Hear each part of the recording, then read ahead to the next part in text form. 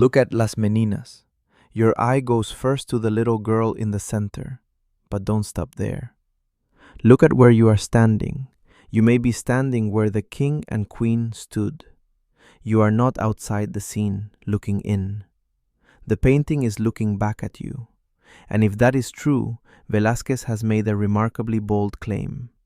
He has painted himself inside the world of power. For a moment, the room seems to depend on your presence. The figures turn toward you. The painter pauses with his brush in the air. A man appears in the doorway as if he has just arrived. And somewhere beyond the frame, two people may be standing exactly where you are now. We cannot prove every detail of that arrangement.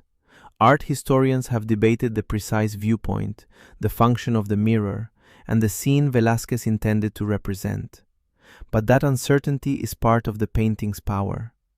Las Meninas does not simply show you a moment at the Spanish court. It makes you participate in one. The painting was completed around 1656, during the reign of Philip IV of Spain. Velázquez had spent years working for the king as court painter. But in 17th century Spain, painting was still often treated as manual labor. A painter prepared surfaces, mixed pigments, stretched canvas, and applied color stroke by stroke. That made painting practical. It did not automatically make it noble. Velázquez wanted recognition not merely as a skilled worker, but as an intellectual and a gentleman whose work belonged near the highest levels of society. And this is where Las Meninas becomes more than a puzzle. It becomes an argument. Look at the large canvas on the left. We cannot see what Velázquez is painting. Its surface is turned away from us. The hidden image may be the king and queen. It may be something else. Velázquez gives us the tools of his profession without showing us the final product. Instead, he shows us the act of painting. He presents the painter as someone who controls what can be seen, what must remain hidden, and how the viewer moves through the scene. The artist is not simply recording the royal family. He is arranging the conditions under which the royal family can appear. That is a position of authority. Now look at the light. It enters from the right, illuminating the infanta's pale dress, the faces of the attendants, and the dog in the foreground. But it does not spread evenly. Some figures are sharply visible. Others almost dissolve into darkness. The man in the doorway becomes a bright shape against a shadowed background. The painting does not give every person the same visual importance.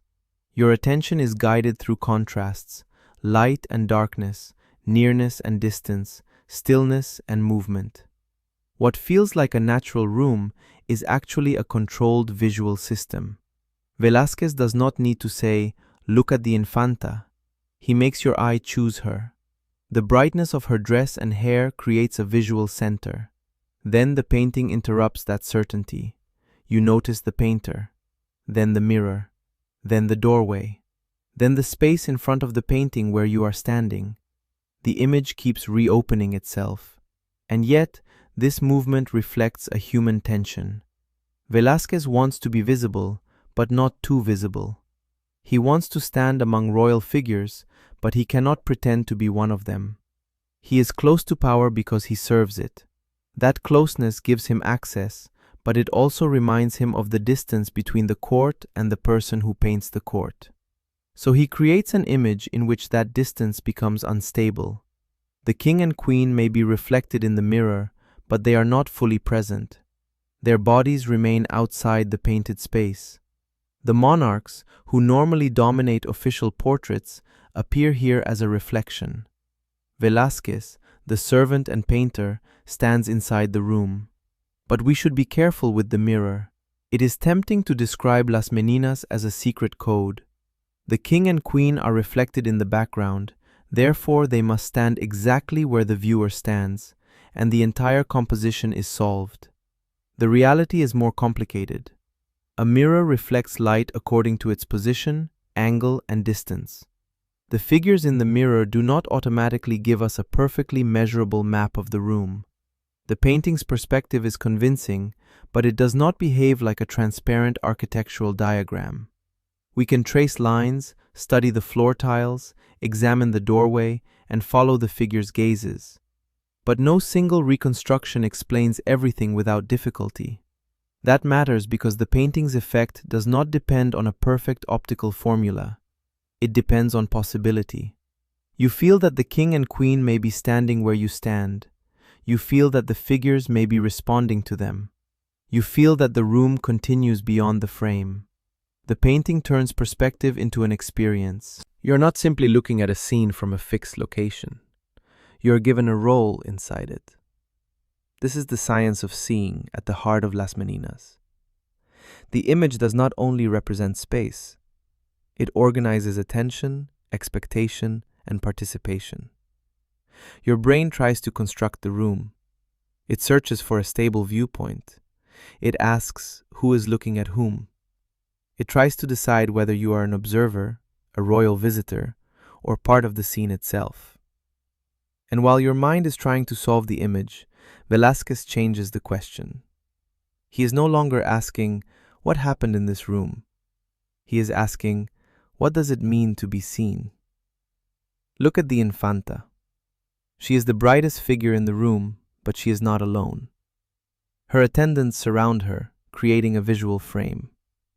The little girl appears to be the subject of the painting, but her presence leads you outward, toward the painter, the mirror, the doorway, and finally, yourself. The central figure becomes an entrance into a larger system. When you look at an image, the image also determines where you stand. It decides what becomes important, what disappears, and what remains just beyond your understanding. Velázquez makes that process visible. The painting is full of thresholds: the doorway at the back, the mirror, the edge of the canvas, and the boundary between the painted room and the space where the viewer stands. The man in the doorway is neither fully inside nor fully outside. He stands on a threshold, looking into the room. His position echoes yours. He is also a viewer. The room is not frozen. Something has just happened, or is about to happen. The painter has stopped. The attendants turn. The dog remains still. The figure in the doorway pauses. It feels like your arrival has changed the room. And if you are standing where the king and queen may have stood, your presence is not accidental. You have become the reason the figures are looking. Now let's look at the painting itself.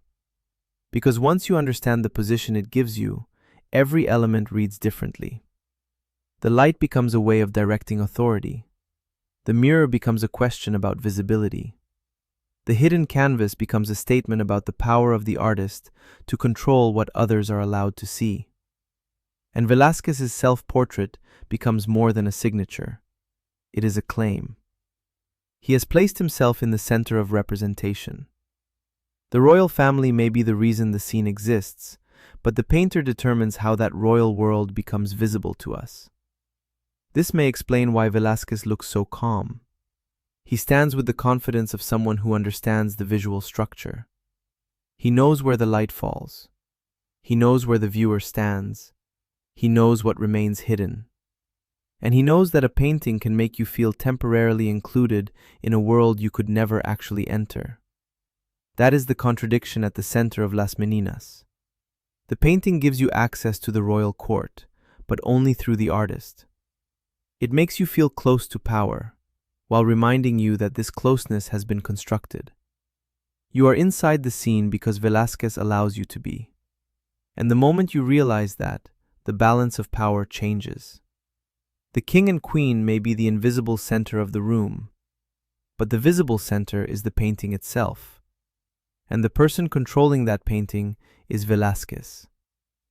The work can be a scene from court life and an argument about the dignity of painting. It can be a portrait and a visual experiment.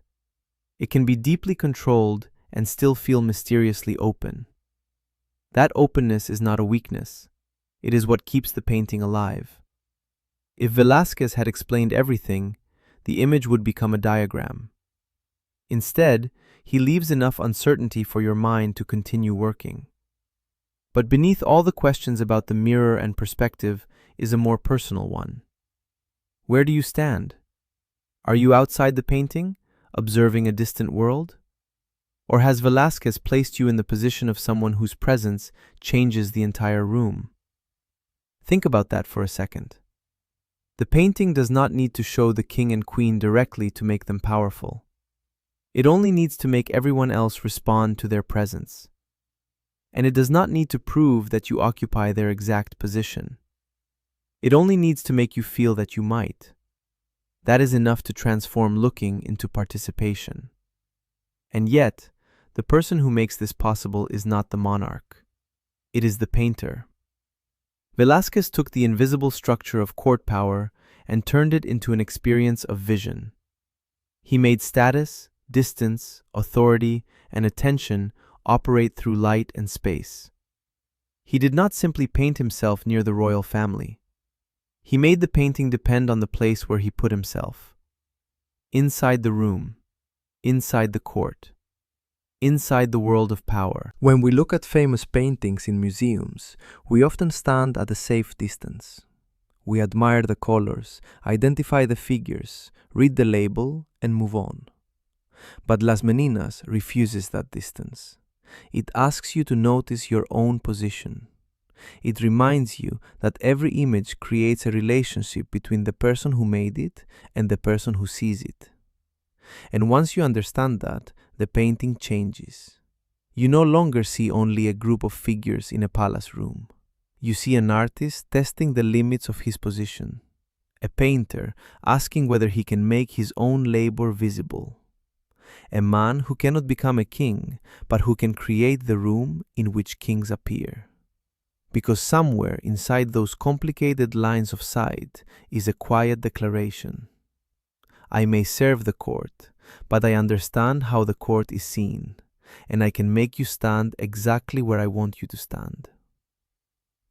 So the next time you look at Las Meninas, begin with the Infanta. Then follow the light. Find the painter. Find the mirror. Find the doorway. And finally, find yourself. You may discover that the painting was never only asking you to look at the royal family. It was asking you to recognize the power of the person who made you look. If this changed the way you see Las Meninas, subscribe to Brushstroke Brilliance.